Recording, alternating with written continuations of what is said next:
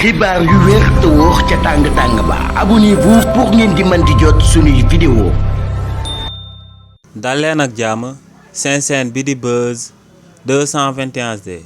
kii di Maimouna Ndour Faye di akub journaliste bu kenn dootu présenté ci réew mi di Sénégal démb daal dinañ koy teg loxo ba mujjee koo daal di placé en garde à vue coo loolee nu mu demee moom mooy que ne kii di Maimouna Ndour Faye dafa invité woon en direct kii di Madiambal Diagne ci benn émission boo xam ne ñoom ñaar ñoo ko doon seq ci biir 7TV te kii di Madiambal Diagne comme niñ ko daal di xamee actuellement akub fugitif la dafa daw daal di génn réewu Sénégal te li ni mel daal di nay sabab réewu Sénégal daal di jël akub mandat d'arrêt international daal di koy teg ci jëmmam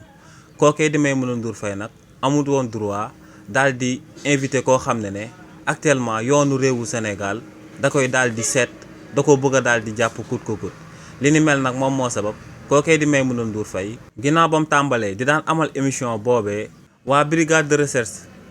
bu gendarmerie bu Wakaam ñëwoon daal di intervenir daal di dog émission boobee ba noppi embarqué woon kookee di Maimouna Ndour Faye yóbbu woon ko seen locaux yi kookee di Maimouna Ndour Faye nag ginnaaw démb bañ ko auditionné jëmale ko ci jëfam joojee nga xam ne yoonu réewu Sénégal da koy daal di tere ginnaaw bañ ko auditionné ba noppi mujj nañ koo daal di placé en garde à vue daal di koy tëj ci kaso bi waaye tamit du kookee di Maimouna Ndour Faye kese lañ tegoon loxo waaye am na beneen agent bi nga xam ne da doon liggéey ci 7TV te kookee tegaale nañ ko loxo te kookee lu sabab ñu daal di koy teg loxo moom mooy que ne ginnaaw bañ daan arrêté kii di Maimouna Ndour Faye daa jëloon portable am di daan filmer li ni mel nag moom moo sabab kookee di Maimouna Ndour Faye ak agent boobee ñoom ñaar ñëpp démb teg nañ leen loxo daal di leen di placer en garde à vue si lu kookee di Maimouna Ndour jëloon initiative boppam daal di jalgati yoon daal di invité akub fugitif boo xam ne actuellement justice réewu Sénégal daal dinay lancé